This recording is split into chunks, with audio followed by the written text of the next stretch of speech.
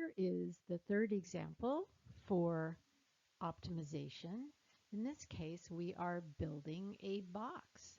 So this manufacturing firm needs to design a box with a square base, and there are only 10 square meters of material available. So how can we design this box to have the maximum volume and also assume that the box has to have a top?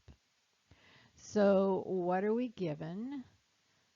Let's jot that down. We have 10 square meters of stuff to build the box with, and we want to optimize the volume.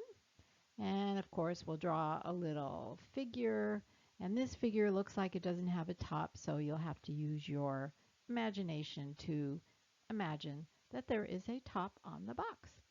And I've labeled the dimensions, so I've made the width and the length of the base the same, x by x, since it says it has a square base, but then the height we don't know if that's the same or not, so I've labeled that y.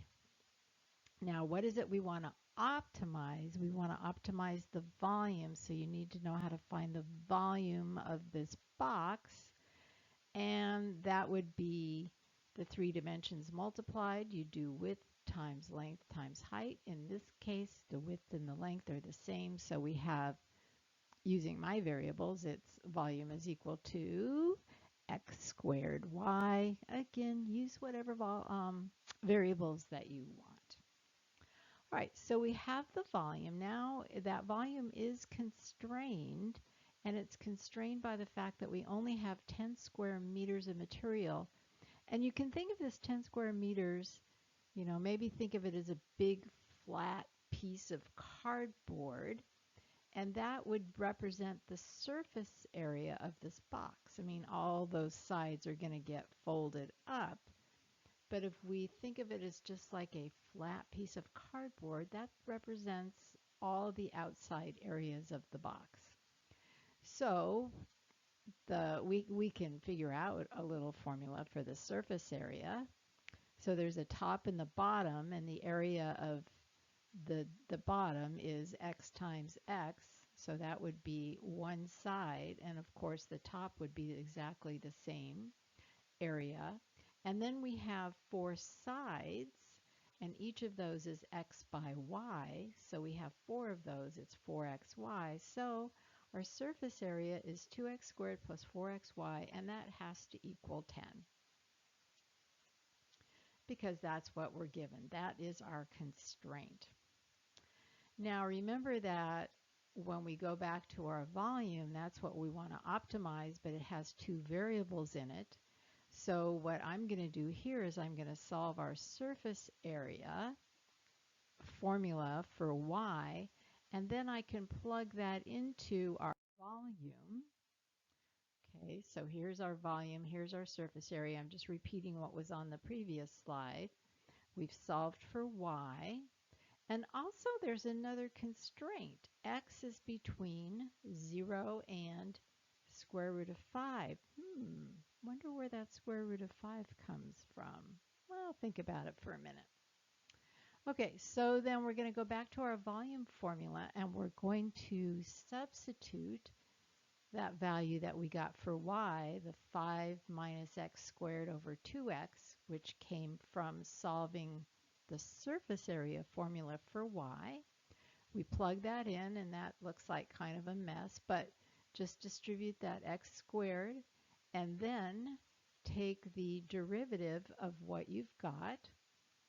So v prime of x is equal to 1/2 times 5 minus 3x squared. And again, you should do this yourself. Make sure you're coming up with the same answers. And now we're going to go through our process. We will set that equal to 0 and solve. In this case, I went ahead and just used the quadratic formula to solve.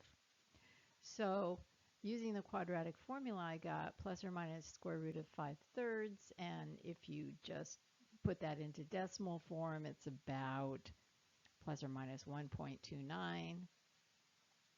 And we have an open interval, so we need to use the first derivative test. We don't have endpoints. We don't have a closed interval. But the first derivative test says, look at your critical numbers, which we just found out, plus or minus square root of 5/3. Remember, that's two numbers there. And we're going to test the intervals on each side. So refer back to our section 4.1 for that process that we followed. So we're testing on either side of positive 5/3 and negative 5/3. Remember, draw a little number line, divide it up into intervals. So by the first derivative test, it looks like we're going up and then down.